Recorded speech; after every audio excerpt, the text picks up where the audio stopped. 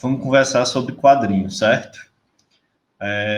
Todo mundo aqui, com certeza, já leu algum quadrinho, tem uma imagem do que é que são quadrinhos, ou histórias em quadrinhos. A gente vai já conversar sobre todas as possibilidades de nome que existem no mundo hoje para falar sobre essa mesma linguagem.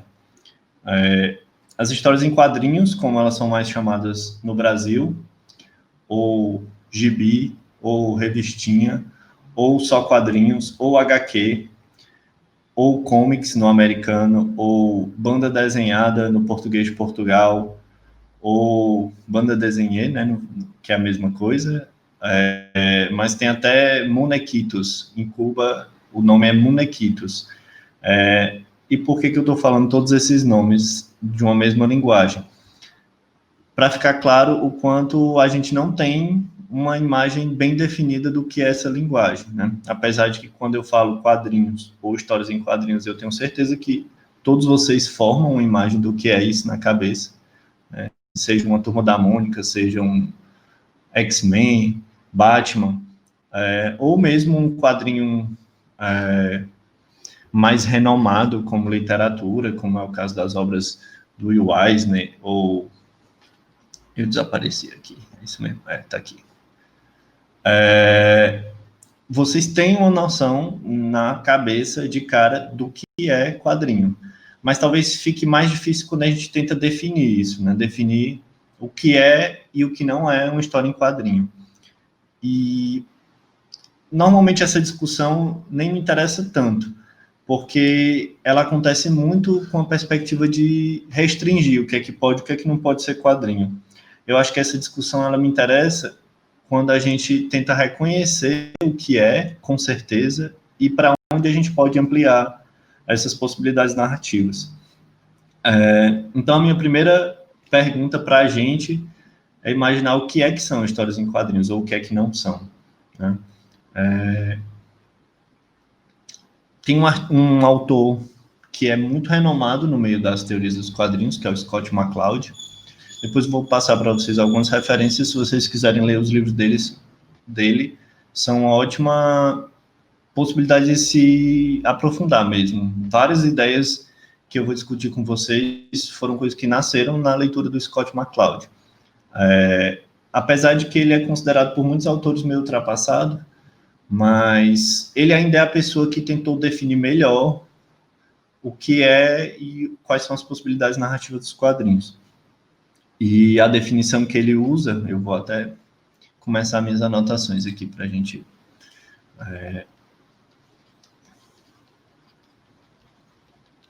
Ele fala como histórias em quadrinhos, né? Ele não omite histórias como eu estou fazendo aqui, mas depois eu vou conversar com vocês sobre por que eu acho que só quadrinhos é melhor. Mas ele define os quadrinhos como imagens pictóricas e outras em ordem justapostas. Justapostas é bem importante para ele. Em ordem deliberada.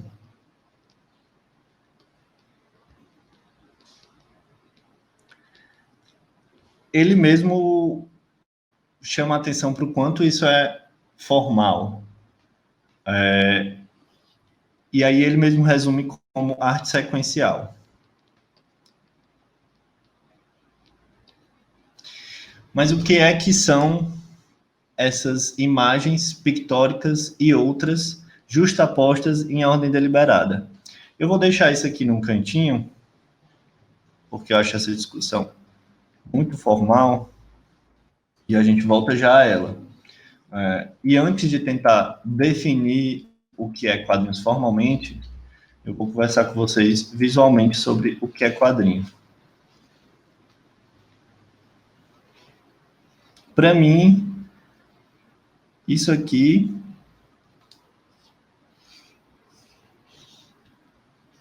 já é uma história em quadrinho. Certo?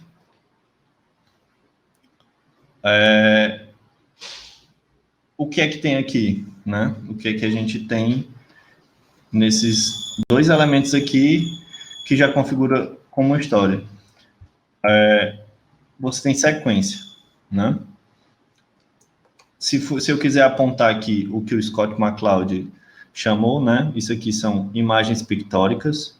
Né? O que é que são imagens pictóricas? São imagens que tentam representar alguma coisa visualmente. Estão justapostas, né? Tem uma do lado do outro, né? Justaposição é colocar uma ao lado da outra, né? Acima, você vê as duas coisas ao mesmo tempo. Se difere, por exemplo, de sobrepostas, né? Quando duas coisas estão sobrepostas, uma cobre a outra. No caso da justaposição, está uma do lado da outra. Em ordem deliberada, né? Eu coloquei essas duas imagens. Esse é o momento 1 e esse é o momento 2. Isso foi deliberado, né? Eu quero dar uma ordem. Primeiro eu tenho esse momento, depois eu tenho esse outro. E aí, eu também omiti isso aqui de propósito.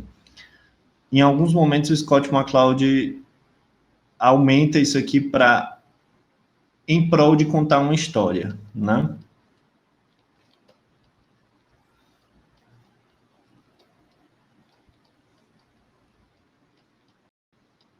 Certo? E eu vou voltar a isso mais na frente com vocês, mas eu não acho que necessariamente que o quadrinho ele precise contar uma história, né? Eu acho que é muito fácil que vocês já tenham visto alguma experiência em quadrinho que se assemelha mais a uma poesia do que a um romance, né? Do que a uma história direitinho, com enredo, com começo, meio e fim. Mas isso aqui eu acho que a gente já tem um quadrinho, certo? Nesses dois elementos. Eu tenho aqui um enquadramento, né? Eu defino aqui que não estou vendo os pés desse personagem. E você subtende que existe uma sequência aqui, né? Que você tem o momento 1 e o momento 2. Vamos lá. Primeiro, arte sequencial. Arte sequencial. Na época do lançamento desse primeiro livro do Scott McCloud, o Desvendando os Quadrinhos, os quadrinistas no mundo estavam num movimento muito de se afirmar como arte, né? Tanto que ele chama de nona arte, né? Vocês já devem ter ouvido isso em algum lugar, que seria arte sequencial, que é como eles quiseram chamar os quadrinhos.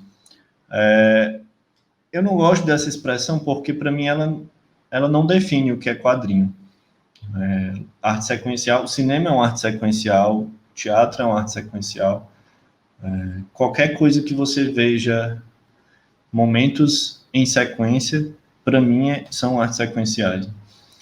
Eu entendo a vontade por trás disso, de querer imprimir uma importância que eu acho que o quadrinho tem, mas eu não acho que afastar a legibilidade ou a precisão disso é o caminho.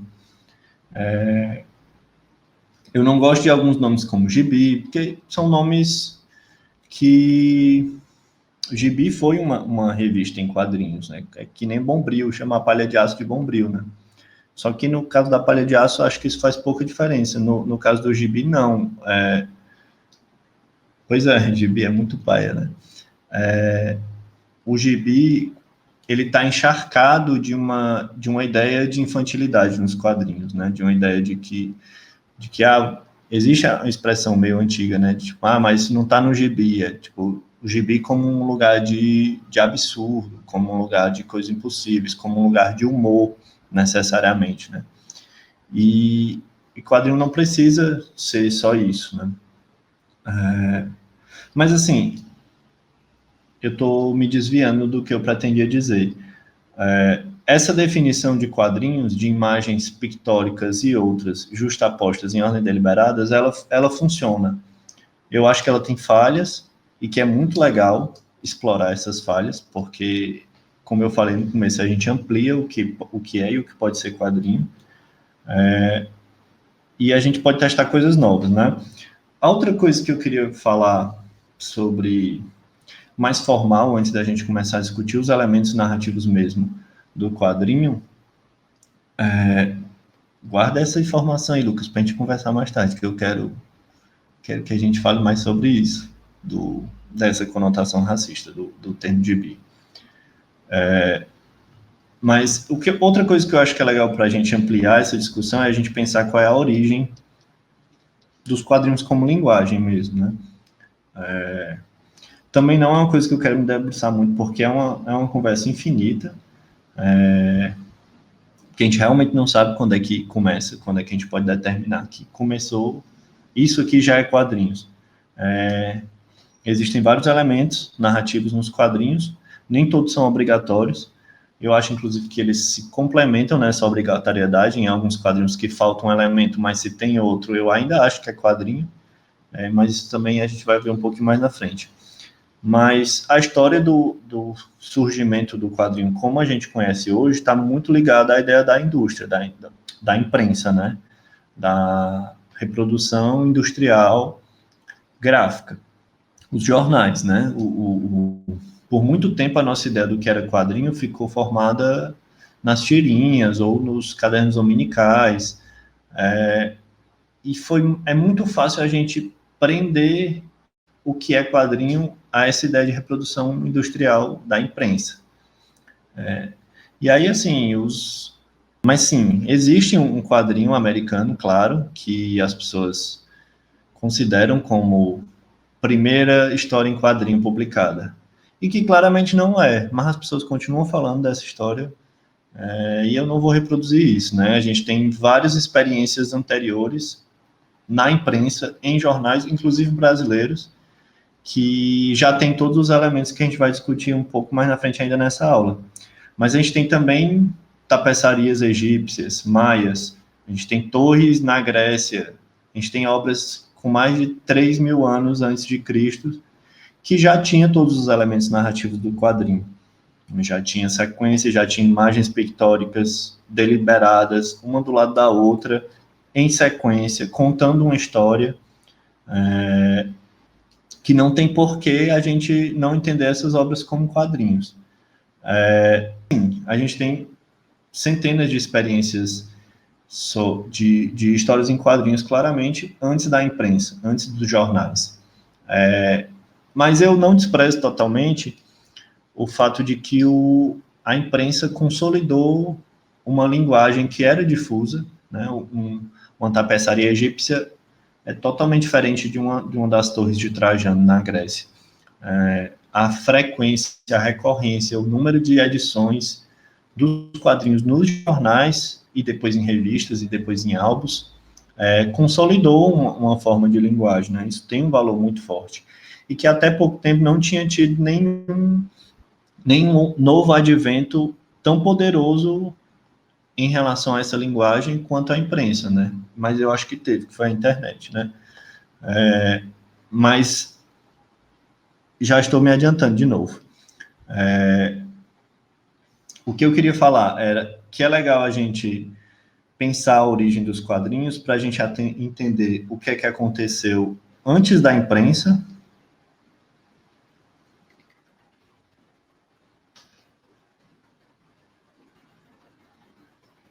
o boom que foi, né, a imprensa, e as possibilidades que foram abertas pós-imprensa, que para mim são principalmente o digital. Mas assim, eu até gastei um pouquinho mais tempo do que eu pretendia com isso, mas eu queria tirar essas duas coisas do nosso caminho. Uma definição formal do que é quadrinhos, ou do que é a maioria dos quadrinhos que a gente conhece, que é para isso que eu acho que essa definição interessa, e a origem, né? Eu acho que essas duas coisas são bons limites para a gente estabelecer mais ou menos o que é quadrinho, mais ou menos quando e onde surgiu o quadrinho, para a gente entender o que é que quadrinho pode ser. A primeira coisa que eu acho que a gente pode fazer, já conversando aqui mais formalmente mesmo, sobre o que é quadrinho, eu vou redesenhar isso aqui, que eu baguncei muito, tá? Mas eu vou fazer a mesma coisa. Eu vou desenhando esses elementos e já vou falando sobre eles, né? essa primeira coisa que é o quadro. Vou anotar aqui uma lista. Quadro. O quadro, para mim, é um elemento de marcação de tempo nos quadrinhos. Né? Isso aqui é um tempo, isso que eu desenhei agora. Mesmo vazio, ele é um tempo. E quando eu crio o segundo aqui, eu já crio uma sequência. Então, para mim, esse é o primeiro elemento do que é uma história em quadrinho ou um quadrinho, que é o quadro. Nem sempre o quadro está visível na história que você está lendo. Ele pode ser uma marcação diária, sem essa delimitação externa. Essa delimitação externa já é um segundo elemento, que é o que a gente chama de requadro.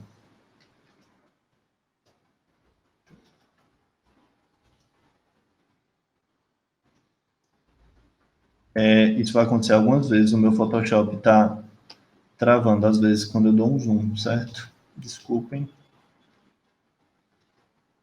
Eu salvo, fecho e volto. O segundo elemento, então, é o requadro. E é importante entender que ele é um elemento diferente do quadro. O quadro ele é a unidade mesmo, narrativa, e o requadro é a forma.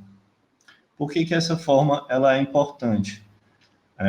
Porque ela pode, por si, ela já ajuda a contar a história. Se eu faço o quadro tradicional, ou se eu faço um quadro, por exemplo, vermelho, com líquido escorrendo, só isso já tem um impacto narrativo na cabeça do leitor. Então, aqui eu tenho dois quadros e eu tenho dois requadros diferentes, né? Nesse segundo quadro aqui, eu alterei o requadro para causar alguma impressão em vocês. E a gente vai, eu vou listar esses elementos dos quadrinhos, esses elementos básicos, constituintes dos quadrinhos, e a gente vai conversar sobre a possibilidade de alterar em qualquer um deles. Eu estou me adiantando nesse do requadro, porque às vezes eu acho que é difícil a gente reconhecer o que é quadro e o que é requadro. Quando eu altero, isso fica mais claro. Mas eu vou deixar os dois requadros, por enquanto, dessa forma mais tradicional. Depois do quadro e requadro, a gente tem, não vou botar vermelho, a gente tem a imagem em si, né? O que é a imagem? É o personagem, se for um personagem, o cenário, se a gente tiver um cenário, né? Fazer aqui uma árvore e uma casa aqui. Isso aqui que eu estou mostrando para vocês agora é a imagem desse quadro. Né? Por que a imagem é importante? Né? Essa história aqui do MacLeod de imagens pictóricas e outras. Isso é uma imagem pictórica. Com essa imagem eu estou tentando representar uma pessoa, uma casa, uma árvore e um horizonte lá atrás. Mas não necessariamente as imagens que eu vou usar em um quadrinho são todas pictóricas. Por exemplo, aqui no segundo quadro, fazer a imagem aqui que eu tinha feito antes, né, do bonequinho acenando. O cenário não mudou, a imagem é a mesma. Mas aí eu acrescento aqui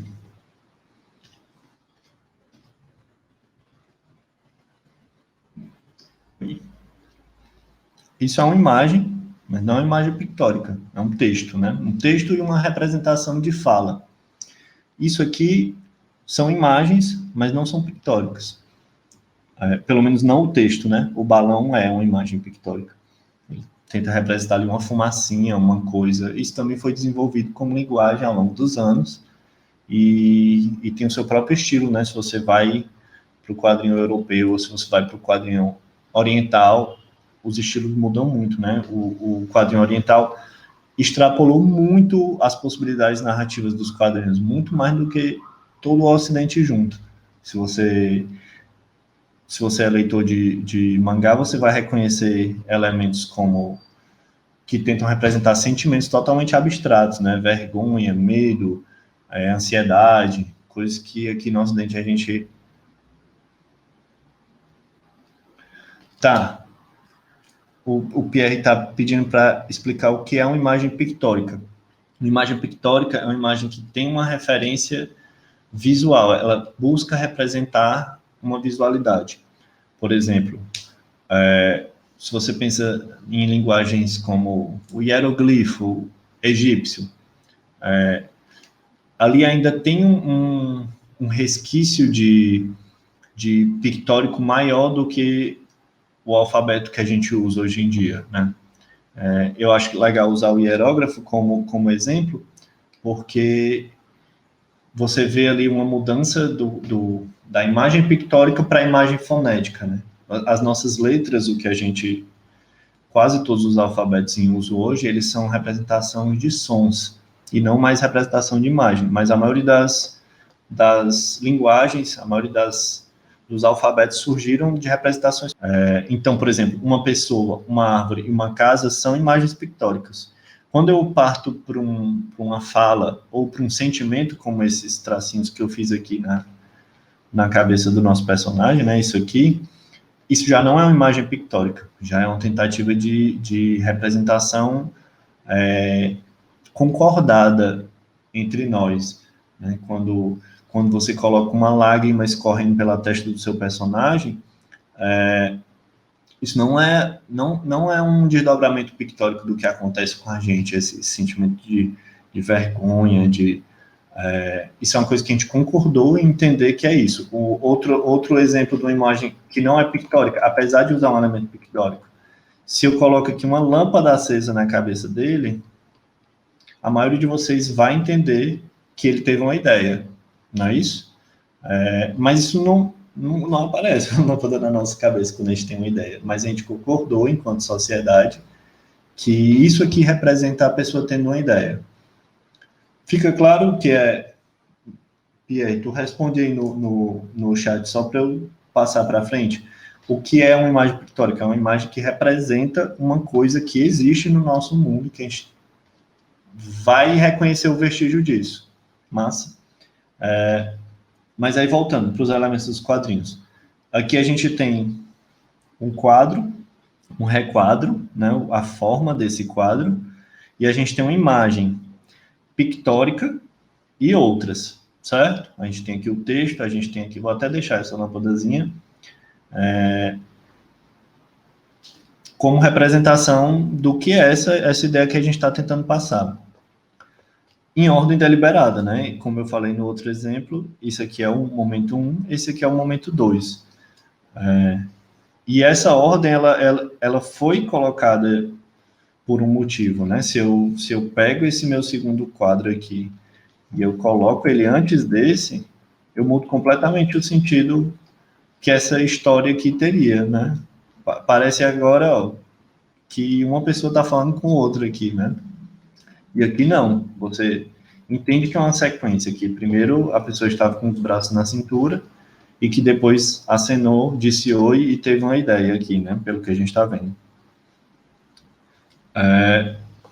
Mas eu acrescentei já aqui, não anotei, o balão, né? Balão de fala. Também pode ter várias formas, né? Assim como eu fiz com o requadro, esse balão aqui, ele pode ser assim, né? Ele pode ser assim. E isso já vai mudar o significado do que a gente está tentando trazer nesse quadro, nesse momento narrativo. Agora o personagem está gritando, né? Oi.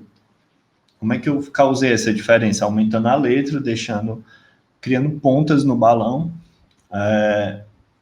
deixando ele de alguma forma mais agressivo, né? Pelo que a gente entende de agressividade. Sim, o Igor está falando, né? Pode ter até ausência de balão como quadrinhos mudos. Sim, isso é uma coisa que a gente vai já começar a conversar. Quantos desses elementos são fundamentais para a gente chamar de quadrinho ou não? É possível ter um quadrinho sem texto? É possível ter um quadrinho sem imagem pictórica? É possível ter um quadrinho com fotografias? Para mim, mais do que essa definição quadrada e formal, o que interessa é a gente entender esses elementos que a gente constituiu como elementos dos quadrinhos e pensar em formas de mexer com eles, né? De subvertê-los e de testá-los e de adaptá-los para comunicar nossas ideias.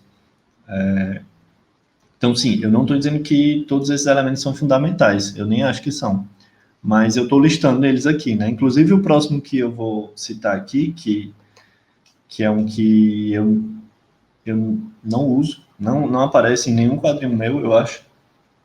Posso estar enganado, mas que é a onomatopeia.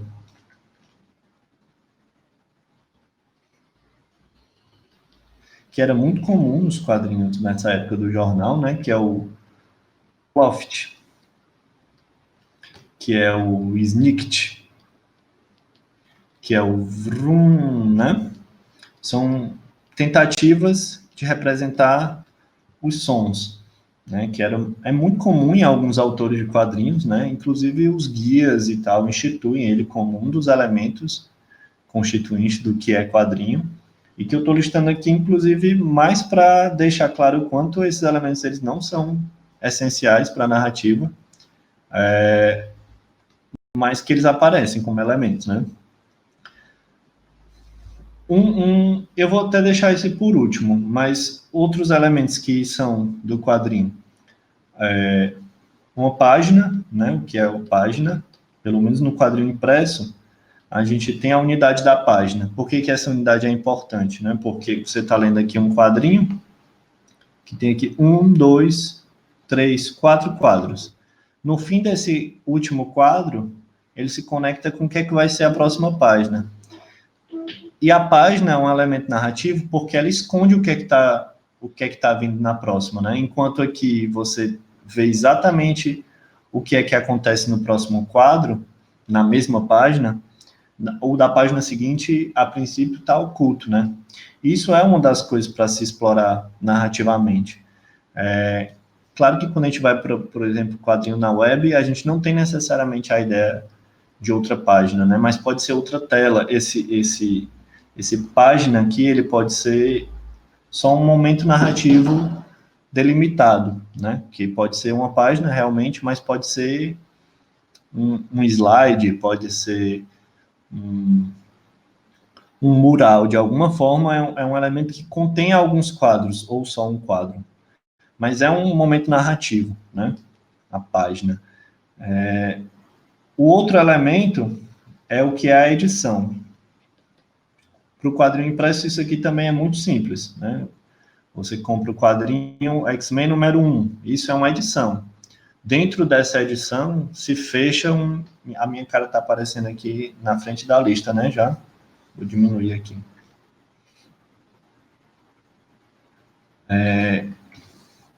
O que acontece dentro desse quadrinho número 1, ele é um elemento narrativo, né? Ele acaba e ele tem uma periodicidade ou não, e aí depois só no próximo, né? E isso pode ser uma edição mensal, isso pode ser uma tira de jornal que sai todo domingo, isso pode ser uma tira de jornal que sai diariamente, mas a edição é mais um dos elementos constituintes do que é quadrinho, né? Isso, inclusive, para quando é só uma edição. Se o meu quadrinho é só esses 2 quadros, isso aqui é a página é a edição, né? E é a história toda, né? Que é o penúltimo elemento que eu vou listar aqui com vocês, que é a história, né?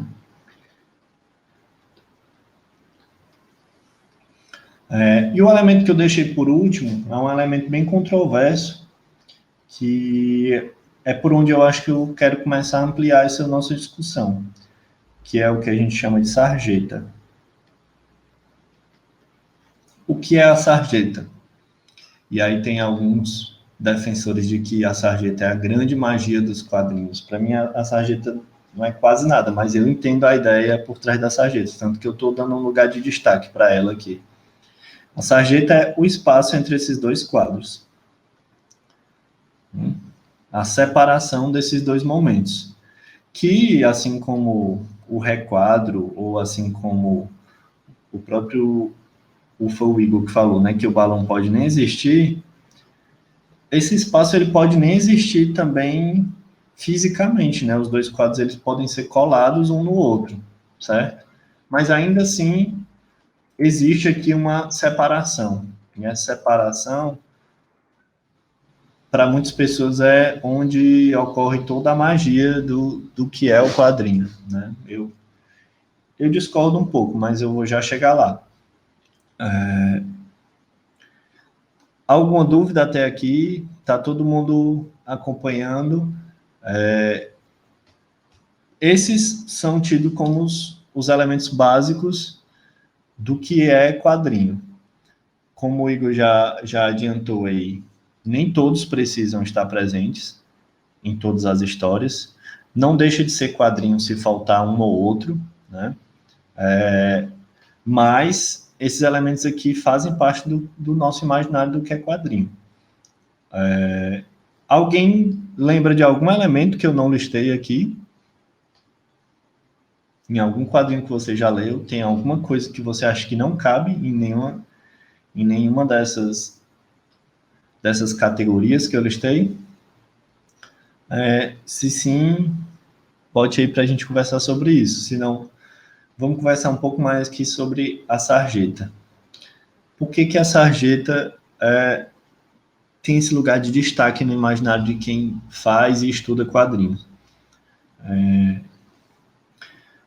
A sarjeta, o quadrinho, ele se beneficia de um fenômeno que acontece na nossa cognição, que o Scott McCloud também, mas isso vem da psicologia, não foi ele que forjou, chama de conclusão. O que é esse processo de conclusão? Nosso cérebro, ele tenta processar as informações que ele tem, que a gente está conseguindo coletar do ambiente, e ele tenta dar sentido a isso, de qualquer forma.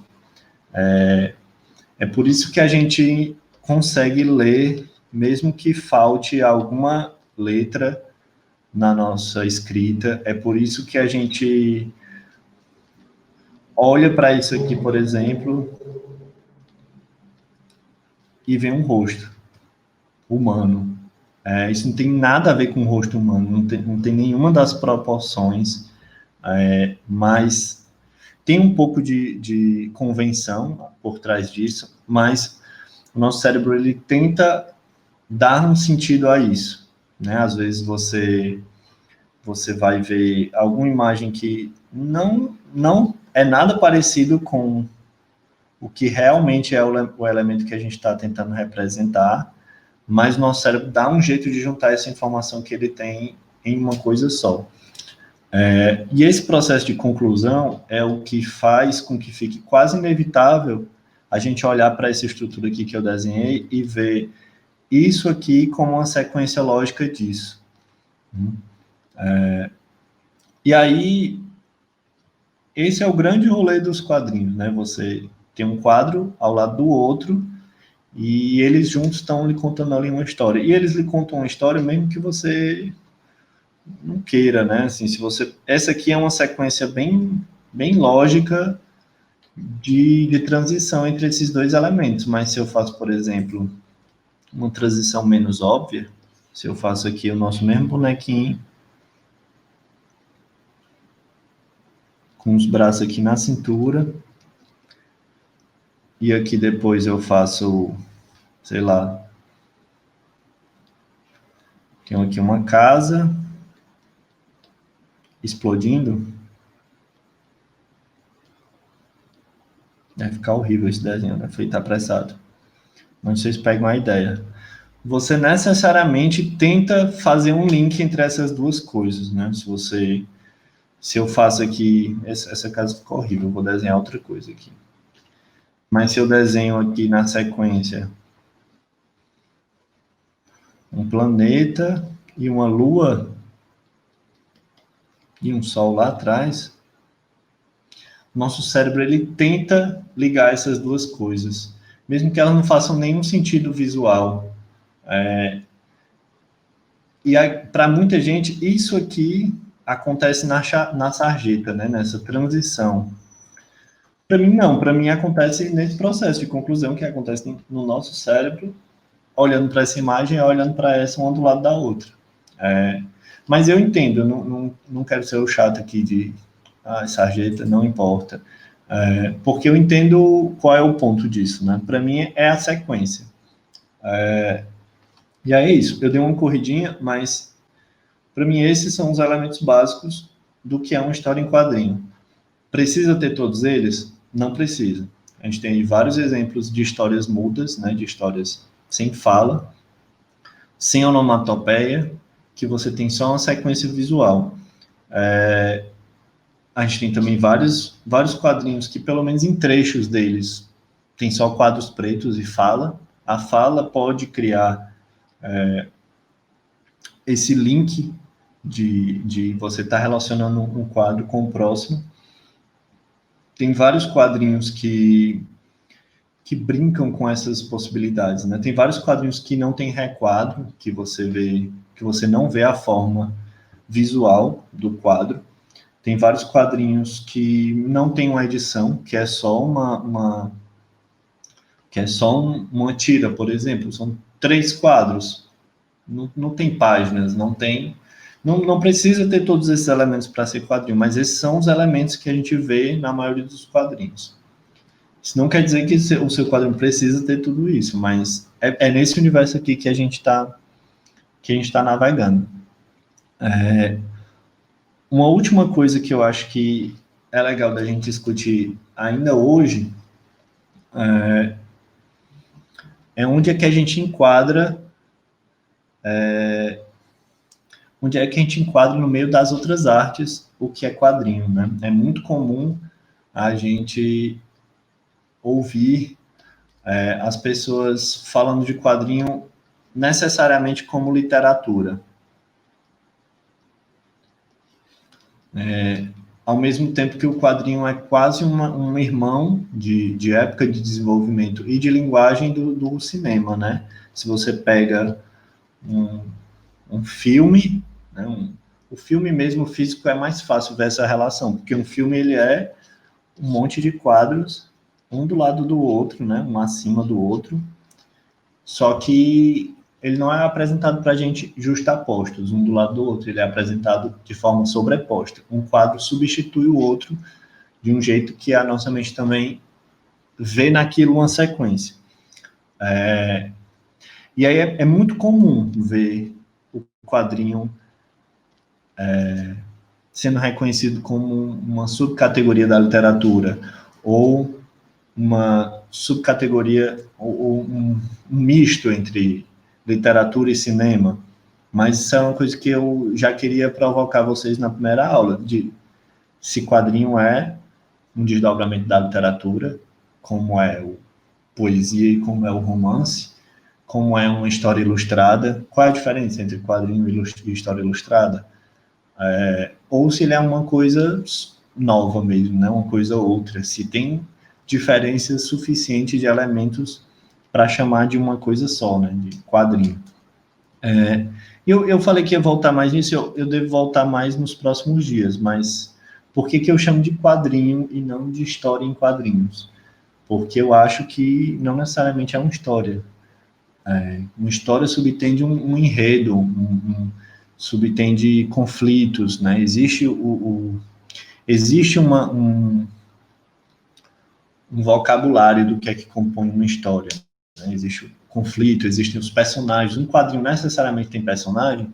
Eu não sei. Eu acho que isso é uma coisa que a gente pode investigar mais juntos nos próximos dias.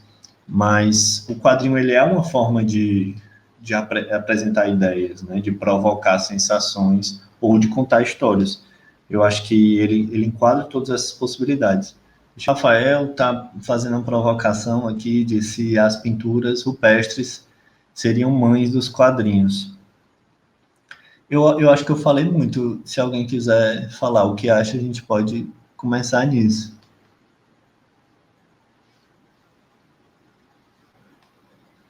Vocês podem ficar à vontade também, agora que a aula propriamente dita se encerrou, para conversar também através do microfone ou só através do chat. Podem ficar à vontade mesmo, agora é a hora de perguntar. Quanto à questão das pinturas rupestres, Rafael, Exatamente. O Matheus falou aqui bem no caminho do que eu ia falar. Ele falou que acha que as pinturas rupestres podem ser precursoras de muita coisa imagética. Eu acho que não só imagética, assim, as pinturas rupestres são um primeiro caminho da nossa comunicação, né? São os primeiros registros da gente tentando comunicar para outros contemporâneos, né? Ideias, né? Então, existe uma carga ali ritualística de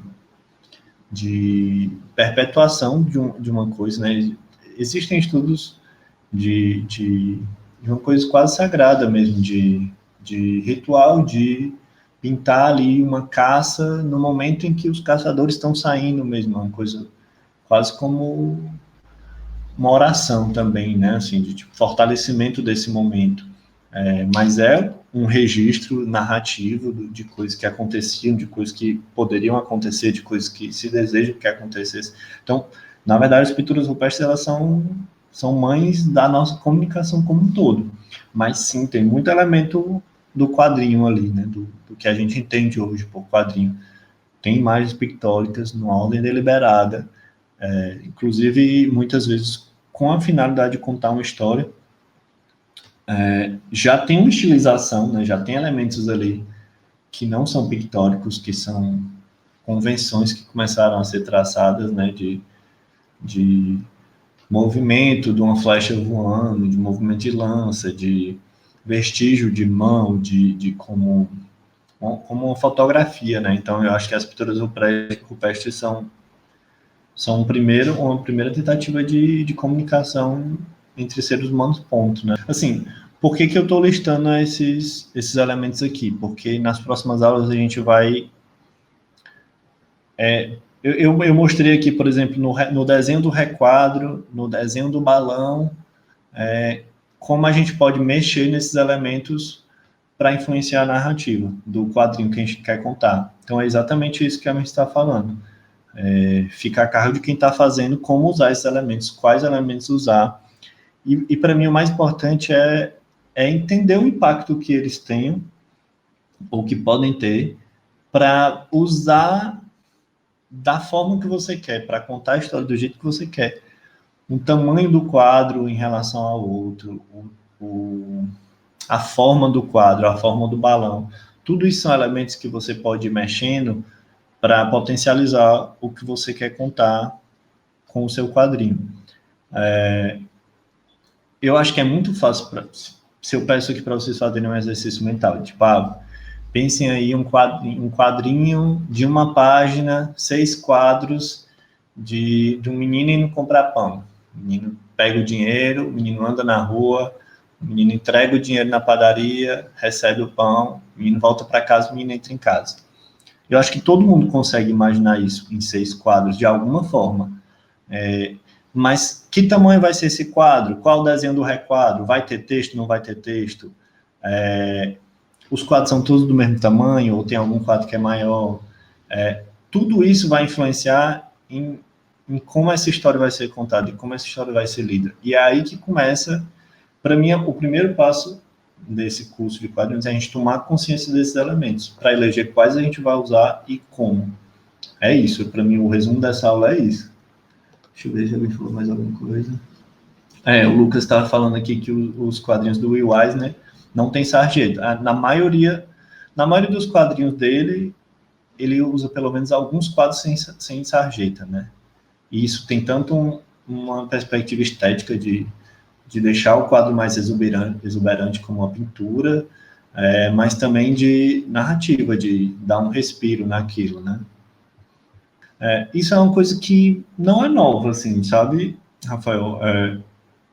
É muito fácil o imaginário dos quadrinhos ser essa coisa ou infantilizada ou pobre mesmo narrativamente, né? Como uma arte inferior, uma arte...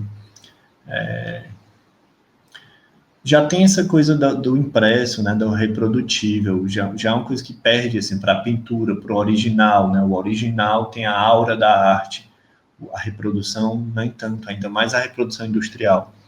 Como essa coisa muito colorida, como essa coisa... O quadrinho tem uma facilidade de acesso para criança, por exemplo. Tem uma imagem ali conduzindo a história, né? Eu aprendi a ler lendo quadrinho, imagino que alguns de vocês também. Então, eu entendo o apelo inicial ser maior.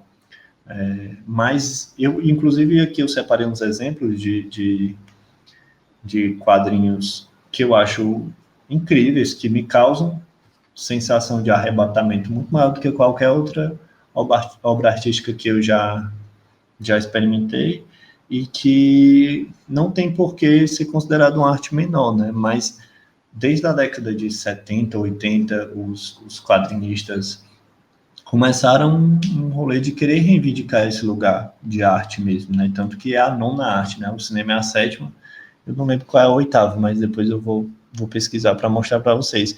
E aí se elegeram como nona arte, e existiu, não sei se ainda existe, a editora chamada Nona Arte, e existe essa reivindicação que não é contestada, mas a galera também não dá muito moral para isso, não. Acho que a gente acaba categorizando os quadrinhos como um desdobramento do cinema, porque se assemelha mais com um mecanismo de frames, mas tem muita pintura que brinca com a narrativa sequenciada. Tem. Você vai na igreja católica, assim, faz muito tempo que eu não vou, mas aquela sequência de 12 quadros, né, a Via Crucis, é uma sequência de imagens contando a história. Mas eu acho, sim, eu concordo. Se eu tivesse que enfiar o quadrinho ou na literatura ou no cinema, talvez eu tivesse mais para o cinema. Porque eu acho que a gente leva o quadrinho para dentro da literatura com muita naturalidade por causa do impresso, por causa da revista, por causa do livro, por causa do imaginário que a gente já tem de produto da literatura. Mas os elementos narrativos do quadrinho, eles, para mim, se aproximam mais do cinema. Eu acho que é uma coisa diferente, eu acho que é uma coisa que hoje é menor mesmo, a gente não tem a produção de quadrinhos no volume que a gente tem nem do cinema nem da literatura, e volume de produção é importante para a experimentação, para a difusão do que é essa linguagem, não é tudo, mas é importante. Então, eu acho que é uma linguagem menor, eu acho que é inegável isso, não de potencial, não de qualidade, não de impacto, não de potência narrativa, mas de reprodução mesmo, de número de pessoas produzindo quadrinho. Mas, sim, é um storyboard para todos os efeitos, né, o quadrinho. Assim. Pode ter quadrinhos que vão além disso. Mas eu acho que é isso. Primeira aula, eu queria apresentar esse conceito do que é quadrinhos, que eu sei que pode ser muito novo para muita gente. Se você quiser se aprofundar nisso, o livro do Scott McCloud, que é Desvendando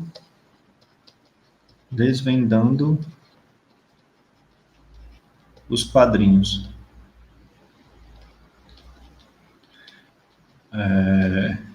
É um livro inteiro do Scott McCloud em quadrinhos, desdobrando as possibilidades narrativas do quadrinho. É a grande referência teórica para mim do quadrinho, embora eu acho que ele seja bem conservador em vários aspectos. Mas já é uma obra que está um pouco datada. Mas é isso, assim, eu queria apresentar esse conceito, a gente pensar um pouco a origem, de onde vem os quadrinhos, tentar ou não enquadrar eles entre a literatura e o cinema, mas essa reflexão eu acho que ela é importante para a gente imaginar qual é o lugar e listar esses elementos. Eu estou falando aqui sem eu escrevi na tela sem vocês estarem vendo, né? Deixa eu compartilhar de novo.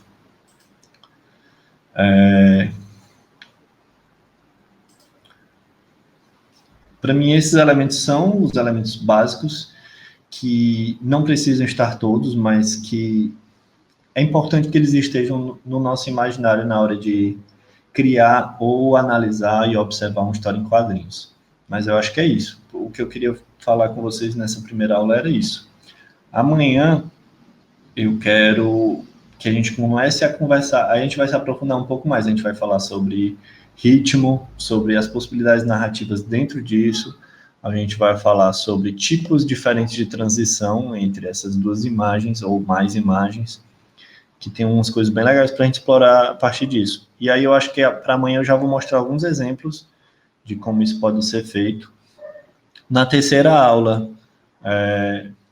Aí eu quero conversar mais com vocês sobre publicação como um todo, assim, desde as etapas de produção, né, do o que é como é um roteiro de quadrinhos, o que é, se vem alguma coisa antes, o que é que faz depois, até caminho de publicação mesmo, assim. Para mim esses são os 3 pontos que a gente precisa falar em qualquer curso básico de quadrinho, quais são os elementos, mexer com eles para influenciar na nossa narrativa e pensar nas etapas de produção disso.